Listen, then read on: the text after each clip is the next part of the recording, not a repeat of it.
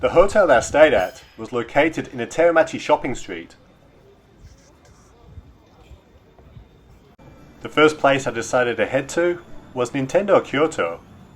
Kyoto is a home of Nintendo, being founded in 1889 by the Yamauchi family. The first 3 presidents had been 3 different generations of the Yamauchi family until 2002, when Satoru Iwata took over from Hiroshi Yamauchi. Nintendo started off making Hanafuda cards, which is a traditional Japanese card game. I enjoy playing this.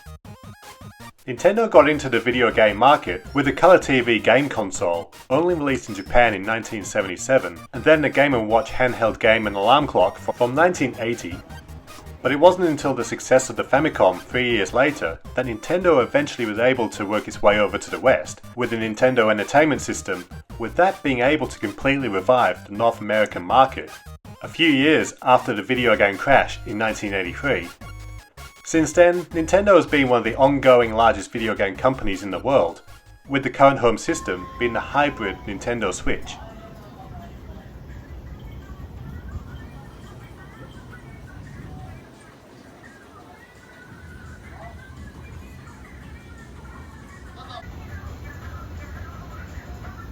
Kyoto is famous for maintaining its sense of old Japanese culture and tradition, so I decided to spend the night visiting some of these locations. The first was Gion. Gion is Kyoto's geisha district.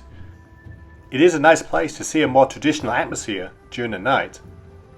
However, it was the next destination where I spent more time, Fushimi Inari Taisha. This is an important Shinto shrine in southern Kyoto.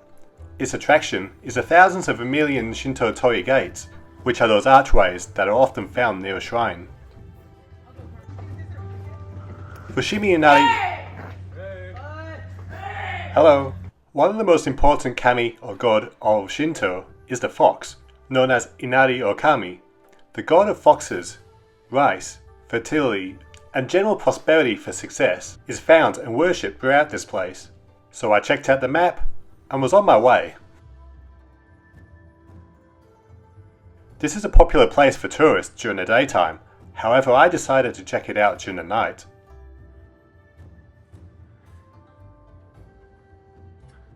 The endless tunnels of torii gates that were slightly lit by lamps, guiding your way through a sacred pilgrimage, felt kind of eerie, especially when hearing owls calling out in the distance. I was glad to be here during the night. This felt like an adventure, as I was entering and exiting tunnels of torii gates only to discover mini shrines in between, including shrines that were made up of dozens of mini torii gates. It was interesting to see.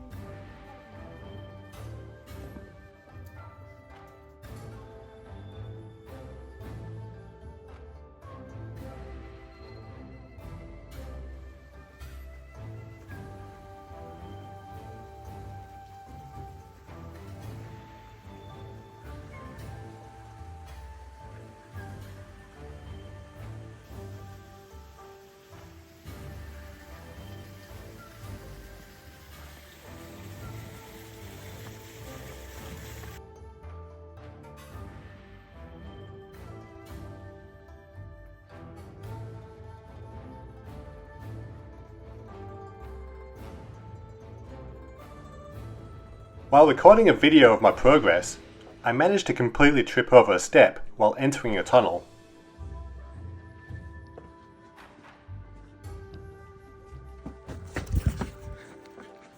Luckily, I wasn't hurt.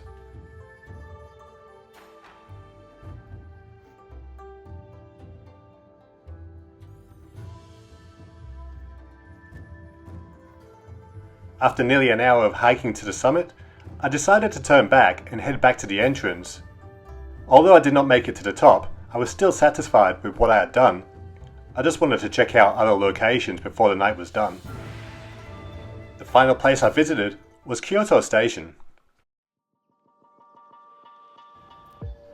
Other than Kyoto Tower, there isn't much to do here during the daytime. However, during the night, there is the Graphical Illumination Plus at Kyoto Station, where 15,000 LED lights illuminate most of the 171 steps on the large staircase inside the station building.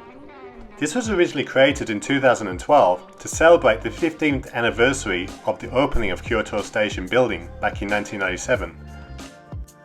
It is still operating today with some upgrades.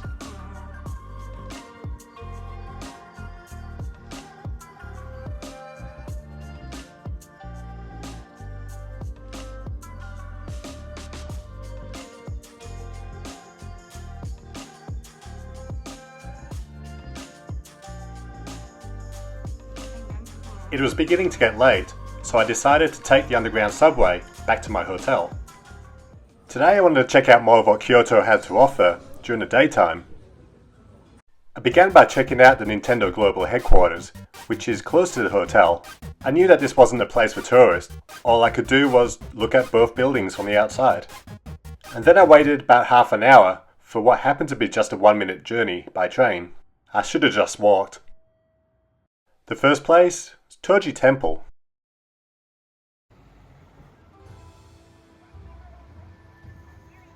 Before the Heian period, which ended in the year 794, the capital of Japan was Nara.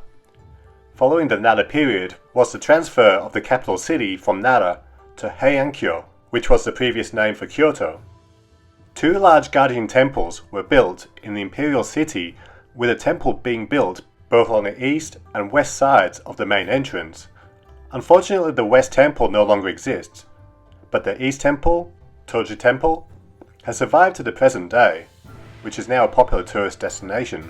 There is also a 5-story pagoda, which is the tallest pagoda in Japan at 55 meters. My favorite spot here was nearby the Hyotan Pond. It was a great place to take photos and videos.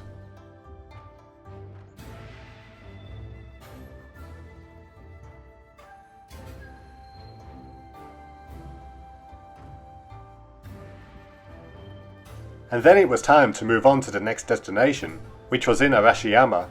There were many temples to see around here, but the first place I visited was a bamboo grove. This is a forest of naturally growing bamboo, and it is perhaps the most popular tourist destination in the area. There were several pathways that run through various parts of the forest. The thousands of bamboo stalks can reach around 50 meters in height, which is an iconic spectacle in Kyoto. As expected, this place was bustling throughout the forest, and even some empty tracks that were reserved for rickshaws to travel through, such as this one.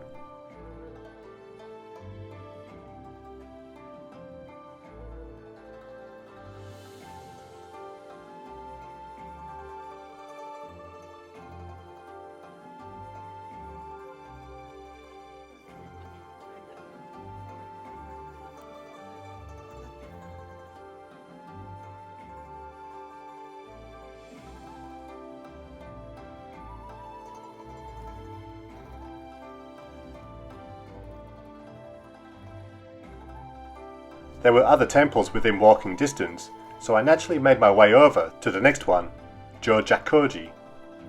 Compared to the other temples in the area, this one offered a much more peaceful, tranquil environment, because there was not many people around.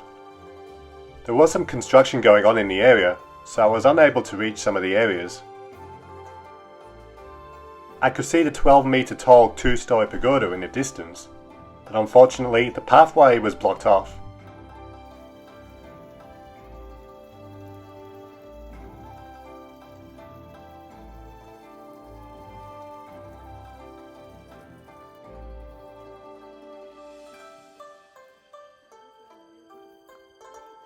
The next temple I visited was Tenryū-ji, meaning Temple of the Heavenly Dragon, with the use of the kanji characters for heaven and dragon.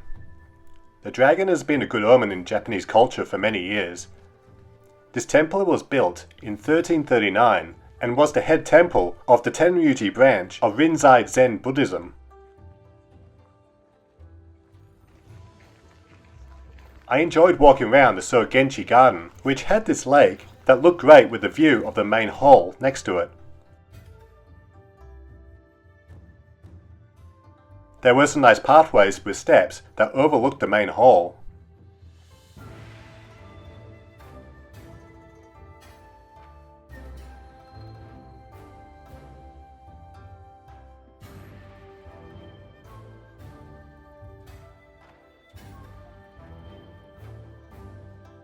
The next place I checked out was the Kimono Forest.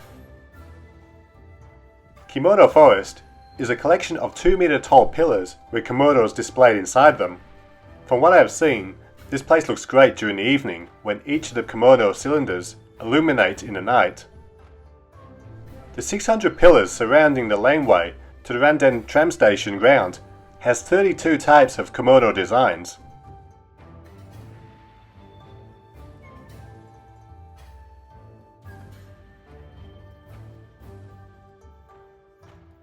I walked through the winding path that leads to the Dragon Pond, a pool of water filled with coins thrown in by visitors for the purpose of making a wish. I did not spend too much time at the station, nor did I take the train.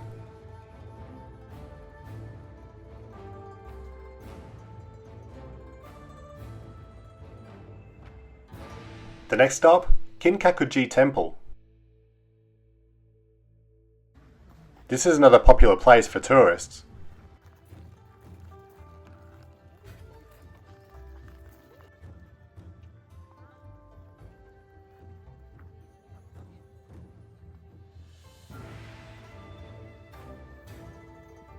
This gold-colored temple was built in 1397 as a retirement villa of the shogun Ashikaga Yoshimitsu, and according to his will, it became a Zen temple after his death. This temple was burnt down in 1950 and was rebuilt 5 years later, which probably explains why it doesn't look so old.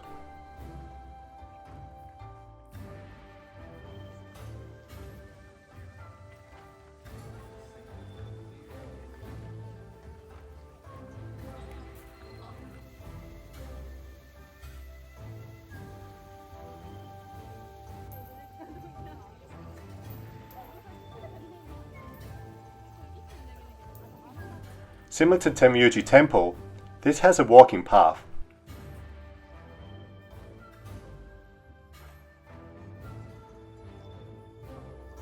Out of all the temples that I visited today in Kyoto, this was my favourite.